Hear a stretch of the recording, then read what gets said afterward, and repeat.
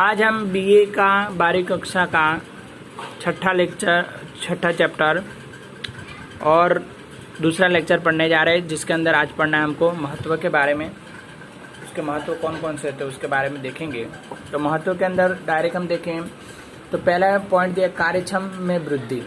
मार्गदर्शन क्या होता है? डायरेक्ट कर्मचारी को अगर मार्गदर्शन किया जाता है, ठीक है, तो कर्मचारी को कार्य क्षमता में वृद्धि होने लगती है। जो व्यक्ति को काम नहीं है तो बैठा रहेगा। अगर आप उस व्यक्ति को सिखा देते हो, अगर बता देते हो, तो उसके कार्य करने की क्षमता में वृद्धि हो जाती है और वो काम करने लगता है।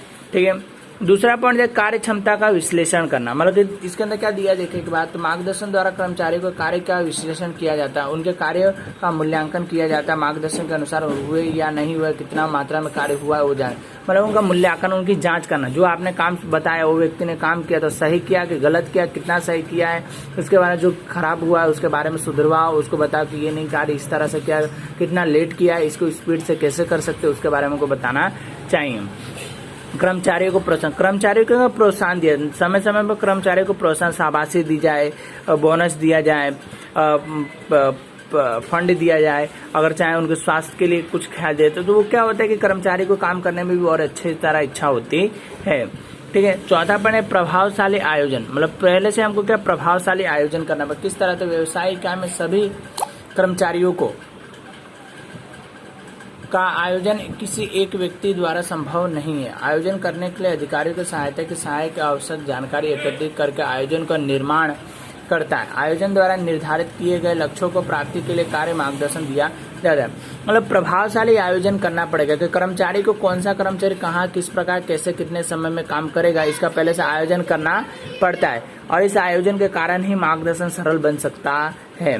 प्रभावशाली व्यवस्था, अब इसमें क्या प्रभावशाली व्यवस्था भी करनी पड़ेगी। आप कर्मचारी को जो काम सौंप रहे थे, उस कर्मचारी को काम सौंपने के लिए उसका माल मटेरियल, उसकी जगह और उस काम करने का भी सब आपको बताना। जब व्यवस्था करोगे तभी समय पे क्या कार्य खत्म हो सकता है, अथवा तो क्या उसके अंदर खत्म नहीं हो सकता। संकलन और सहयोग के बारे में, तो मार्गदर्शन के द्वारा कर्मचारियों के कार्यों का संकलन साधा जा सकता है। कर्मचारियों और व्यक्तिगत उद्देश्यों की इकाइयों के मुख्य उद्देश्य के साथ जोड़ा जा सकता है। संकलन माने क्या? तो जोड़ना, सहयोग माने उसकी मदद करना। तो जोड़ लोगों के कर्मचारियों के साथ जुड़ करके उनका सहयोग करके के जो आपका लक्ष्य है लाभ कमाने का, उसको हम कमा सकते हैं। और कर्मचारी ढंग से काम ना करे और उसका सही सहयोग ना किया जाए तो आपको लक्ष्य का लाभ की जगह हानि हो सकती है। निर्णय नियंत्रण कार्य, ठीक है, कर्मचारी जो काम कर रहा है उसके अंदर भूल हुई है तो उसको डांट कर नहीं, उसको समझा करके अगली बार भूल ना करे, ये हमको बताना चाहिए। एक ही काम को दूसरी बार दोहरा कर ना करे, वो भी हमको उसको बताना चाहिए, जिस कारण जो काम सही समय पर कर सके। ठीक है। कार्य उत्साह में वृद्धि, कर्मचारी को कार्य करने की उत्साह में वृद्धि हो, उसके लिए हमें अलग अलग प्रकार की प्रवृत्तियां करनी चाहिए। उसको रुचि में वृद्धि करनी हो, जो अवरोध आते हैं उसको हमको दूर कर देना चाहिए और उसके क्या जो परेशानी है उसका हमको समाधान करना चाहिए, जिस कारण से कर्मचारी क्या सतत काम करता रहे। विचलनों की खोज, निर्धारित लक्ष्यों के अनुसार कार्य करता है या नहीं, इसका मार्गदर्शन द्वारा निरीक्षण किया जाता है, जिसका अवांछनीय विचलनों को प्राथमिक स्तर पर उचित उपाय करके नियंत्रित किया जाता है। मतलब क्या, उसको जो पसंद नहीं है, अगर वो काम उसको पसंद है तो उसके काम को दूसरा काम सौंपो। ठीक है। जो उसकी परेशानी है उसका अगर हम समाधान करते हैं तो अच्छी तरह स्वतंत्र रूप से काम कर सकता है, कंपनी को क्या लाभ हो सकता है। अब देखें तो मार्गदर्शन के तत्व। मार्गदर्शन के मुख्य 4 तत्व: निरीक्षण, अभिप्रेरणा, नेतृत्व, सूचना, संचार। इसके बारे में एक एक करके पढ़ेंगे हम। पहले हम देखें तो निरीक्षण के बारे में पढ़ेंगे। तो श्रमिकों के कार्य की देख रेख का अर्थात निरीक्षण का कार्य अधिकतर संस्था के आंतरिक कार्यभार के साथ जुड़ा हुआ है। मतलब क्या, श्रमिकों का देख रेख करना है और ये क्या संस्था का कार्यभार है कि कर्मचारी काम कर रहा है कि नहीं, उसको देखना। निरीक्षण के कार्य संचालन के निम्न स्तर तक अधिक होता है। श्रमिकों को फोरमैन कार्य निरीक्षणों को करने का कार्य होता है। इसके से निरीक्षक फॉरमैन जो होते हैं, नीचे जो बर फॉरमैन होते हैं, उनको लोग क्या इसकी सबकी जांच करते हैं कि वो काम कर रहे हैं कि नहीं। श्रमिक फॉरमैन के साथ संबंधित और निरीक्षण होते हैं। इसे संचालन के मध्य स्तर से श्रमिकों के बाद चाबी रूप स्थान माना गया। मध्यस्थ जो मध्यस्थ स्तर होता है उसका चाबी रूप माना गया कि ये सारे काम संभालते हैं।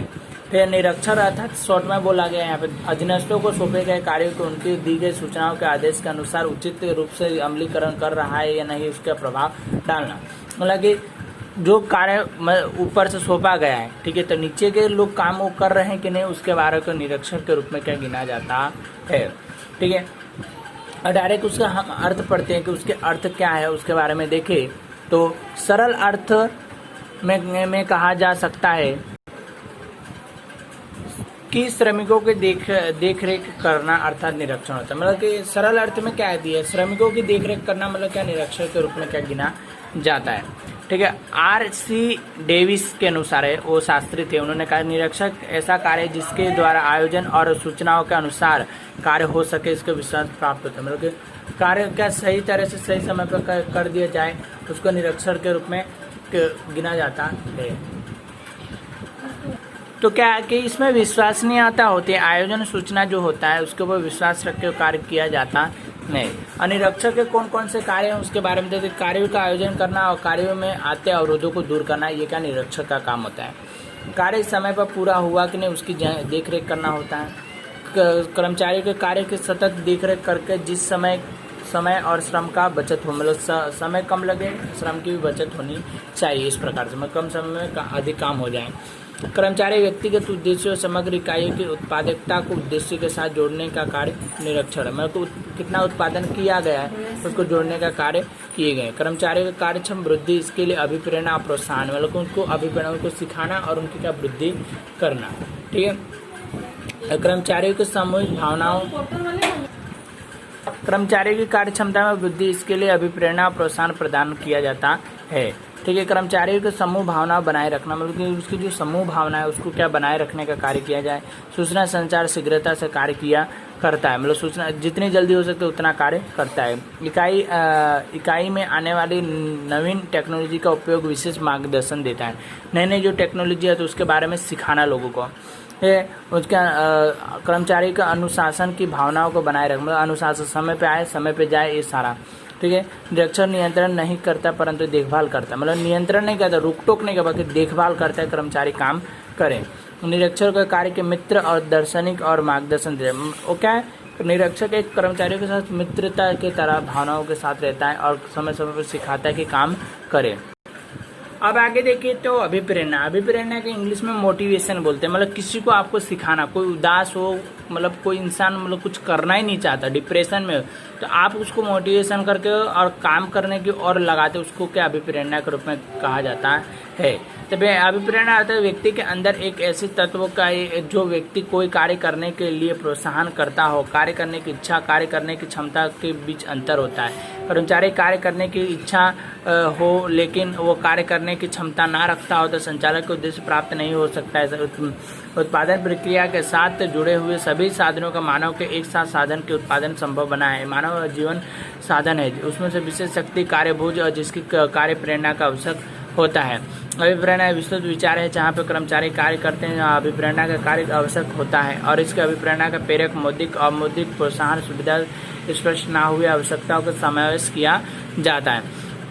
इसका अर्थ ये होता है कि अभिप्रेरणा का कि जो व्यक्ति कार्य करने की क्षमता तो रखता है परंतु कार्य नहीं करना चाहता, व्यक्ति को आता है बाकी वो डर रहा है, तो उसके डर को हमको निकालना है और उस व्यक्ति को काम करने के लिए प्रोत्साहित करने के लिए तुम वो काम कर सकते हो। कोई की बॉडी बहुत अच्छी होती है फिर भी वो जिम में नहीं जाना चाहता, बोलते मुझे आलस, पर हम उसको करें तो उसकी बॉडी बन सकती है। ठीक है, उसी प्रकार से कोई व्यक्ति को गाड़ी चला सकता है परंतु उसको डर लग रहा है तो उसको हम सिखाते हैं, तो उसको मोटिवेशन कहा जाता है।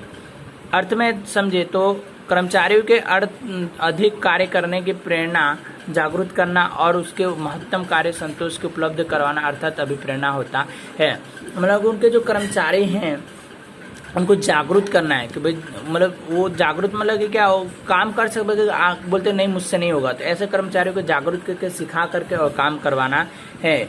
UCS के अनुसार इच्छा कार्य को पूर्ण करने के लिए स्वयं हो या दूसरे को प्रेरणा देने की प्रक्रिया को अभिप्रेरणा कहते हैं। मतलब इच्छा है उसको बाकी वो कर नहीं पाता तो उसको सिखाना या चाहे उसको उसके क्या अंदर का डर को निकालना, उसको अभिप्रेरणा कह सकते हैं, ऐसा बोलते हैं। हम मार्गदर्शन के बारे में पढ़े, मॉर्गन के अनुसार क्या अभिप्रेरणा मन की ऐसी स्थिति जो कर्मचारियों के लक्ष्य के और ले जाती है। इस प्रकार की अभिप्रेरणा या कर्मचारियों को प्रोत्साहन देकर के अपेक्षित लक्ष्य प्राप्ति करने की प्रक्रिया है। मतलब क्या लक्ष्य के समय समय में प्राप्ति हो सके ऐसी प्रक्रिया मानी जाती है। लक्ष्य प्राप्ति के लिए गिने जाते हैं क्योंकि मतलब जो आपके लाभ कमाने का जो उद्देश्य है उसको प्राप्त करने के लिए अभिप्रेरणा बहुत सहायक माना जाता है। ठीक है, अब हम पढ़ेंगे अभिप्रेरणा के लक्षणों के बारे में। अभिप्रेरणा के कौन कौन से लक्षण है उसके बारे में हम देखते हैं। पहले सबसे आप देखेंगे तो अभिप्रेरणा में आंतरिक प्रेरणा, मतलब अंदर से जो व्यक्ति के शक्तिहीन हो चुका है, जो व्यक्ति काम करने की इच्छा ही नहीं रखता परंतु काम करने की उसके में है वो ताकत, तो ऐसे व्यक्ति को सिखाने का कार्य जो होता है उसको अभिप्रेरणा कर लेंगे। मनोवैज्ञानिक विचारधारा, लोगों की विचारधारा पुरानी विचारधारा है। वो गांव में अक्सर औरतें बहुत मेहनत का काम करती, शहरों में आते तो नहीं कर सकते, बोले नहीं कर सकते। गांव में जितना काम किया यहाँ पे भी वो व्यक्ति उतना काम कर सकता है। तो उसके मनोवृत्ति होती है, मनोवैज्ञानिकता होती है कि विचारधारा, उसको परिवर्तन करो और उसको ला सकते हैं, वो काम किया जा सकता है। लोग बोलते औरतें आर्मी में नहीं जा सकती, ये हमारे मनोवैज्ञानिक है। अगर हम चेंज करें तो अभी भी आप देखो तो आर्मी के अंदर औरतें जाती हैं, महिलाएं जाती हैं। ठीक है, तीसरा पॉइंट कर्मचारियों की कार्य क्षमता में वृद्धि। कर्मचारी की कार्य क्षमता में वृद्धि करते, जो कर्मचारी धीरे धीरे काम कर रहा है उस कर्मचारी को सिखाओ और उसके अभिप्रेरणा बल के हम तो इतना करते थे तुम्हें तो इतना ही करना है, तो इसको सिखा करके मोटिवेशन करके उसको जागरूक करके हम उसको अधिक काम करवा सकते हैं। सतत प्रक्रिया, अभिप्रेरणा कैसी एक सतत प्रक्रिया। एक बार आपने किसी को अगर समझा दे तो क्या हो नहीं, समय समय पे उसको समझाना पड़ता है। समय समय उसके थक जाए, अगर मानसिकता थक जाए, एक नया जोश, नए उमंग के साथ, नए उत्साह के साथ वो काम कर सकता है। स्थानांतरण दर में कमी, स्थानांतरण की दर जो होती है उसमें कमी होती है।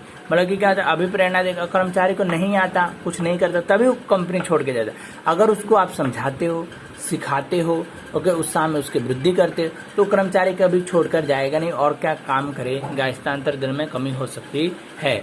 ठीक है, उसके बाद देखें तो छठा पॉइंट आप है कि उद्देश्यों की प्राप्ति, जो आपका मुख्य उद्देश्य है। हमारा मुख्य उद्देश्य क्या है, लाभ कमाना है। क्या है, लाभ को कमाना है। तो लाभ कमाने के उद्देश्य से क्या किया जाता है ये। ठीक है, तो लाभ कमाने के उद्देश्य से होता है तो अभिप्रेरणा के द्वारा कर्मचारी की काम क्षमता में वृद्धि करके उससे लाभ कमा सकते हैं। विस्तृत क्षेत्र, अभिप्रेरणा का एक विस्तृत क्षेत्र है, बहुत लंबा क्षेत्र में। इससे क्या होता है, आवश्यकता होती है, लक्ष्य, इच्छा, भावना, उद्देश्य, चुनाव, मनोबल, उत्कृष्टता, प्रलोभन आदि शब्दों का समावेश किया जाता है। मतलब कि उनकी आवश्यकता, वो लोग भाई आप ये काम करो तो आपको ये आपकी आवश्यकता पूरी करेंगे, आपको बोनस मिलेगा, आपको प्रोविडेंट फंड मिलेगा, आपको पैसे की सहायता मिलेगी, कमीशन मिलेगा, दलाली मिलेगी। ऐसे बहुत सारे लुभावने विज्ञापन दे करके कर्मचारी के अंदर से काम कराया जा सकता है। ठीक है, परिवर्तनशीलता व्यवस्था तंत्र के अनुरूप। ठीक है, अब इसके अंदर बात करें तो आधुनिक समय के उद्योग और व्यवस्था की तीव्रता से परिवर्तन आते हैं। ऐसे परिवर्तन उत्पादन, टेक्नोलॉजी, कच्चे माल सामग्री या अन्य प्रवृत्तियों के सतत होते रहते हैं। ऐसे परिवर्तनों को स्वीकार करने के लिए कर्मचारी शीघ्रता से तैयार नहीं होते। ऐसे परंतु अभिप्रेरणा द्वारा उनके उचित देकर के ऐसे परिवर्तन सरलता से स्वीकार कराया जा सकता है। तो इसके अंदर क्या आता है कि जो कर्मचारी हैं, जैसे भी जो भी कर्मचारी हैं, ठीक है, उसके अंदर जो परिवर्तन होते हैं कंपनी के अंदर, अनेकों प्रकार का मशीन से द्वारा, पहले हाथ से काम होता है मशीन के द्वारा, तो फिर बोलते हैं कि ये हमसे नहीं होगा, हमसे हाथ से ही हो पाएगा। तो ऐसे भी क्या प्रॉब्लम, उसको दूर करके हम लोग उनको क्या सिखा सकते हैं कि भाई आप में जो मशीनों में चेंजेस हुए उसमें कोई ज़्यादा चेंजेस नहीं, आप इसको चला सकते हो, उसको अभिप्रेरित करके उसको क्या चलाने सिखाया जा सकता है। नंबर सहयोग प्राप्त करने का साधन है, मतलब कि कर्मचारी अभिप्रेरणा देने से कार्य संतोष प्राप्ति होती है। परिणाम सर्वोच्च कर्म अधिक संपूर्ण सहयोग देता है। मतलब क्या होता है, उनके सहयोग में प्राप्ति, कर्मचारी के जो सहयोग मिलता है, प्राप्ति की जाती है। आगे देखिए तो 10वां पॉइंट, सकारात्मक दृष्टि से अभिप्रेरणा कर्मचारियों के सकारात्मक दृष्टि से प्रोत्साहन देता है, मतलब उनको जागरूक करता है, कर्मचारियों की समस्या का समाधान करता है, जो समस्या होती है, और कर्मचारी स्वतंत्र संस्था के समान की भावना अनुभव होता है, मतलब उनकी जो भावनाएं होती है उनको क्या होता है वो समझ करके काम करवाता है। यह स्वयं संस्था का एक भाग है, ऐसा समझकर कार्य होता है। ऐसे कार्यशील से कर्मचारी और इन इकाई का विशेष संभव होता है और जो सकारात्मक दृष्टि का परिणाम है, मतलब कि क्या विशेष प्रकार से काम करना है, सकारात्मक दृष्टि से काम करना है, ये क्या कंपनी का एक अंग माना जाए ऐसा गिना जाता है। ठीक है, संचालन का एक कार्य है। अभिप्रेरणा संचालन के एक महत्वपूर्ण कार्य का अंग माना गया। उनको अभिप्रेरणा मोटिवेशन करते रहना एक अंग माना गया। इनको समय समय पर कर्मचारी को बताना चाहिए। संचालक भौतिक साधनों से नहीं बल्कि जीवन के कर्मचारियों से कार्य करने का होता है, इसलिए उन्हें अभिप्रेरणा देने का महत्वपूर्ण कार्य होता है। मतलब उनको प्रेरित करते रहना ये उनका महत्वपूर्ण कार्य देखने मिलता है। कल हम पढ़ेंगे मास्लो का आवश्यकताओं के अग्रगत क्रम के बारे में। ठीक है, तीसरा लेक्चर।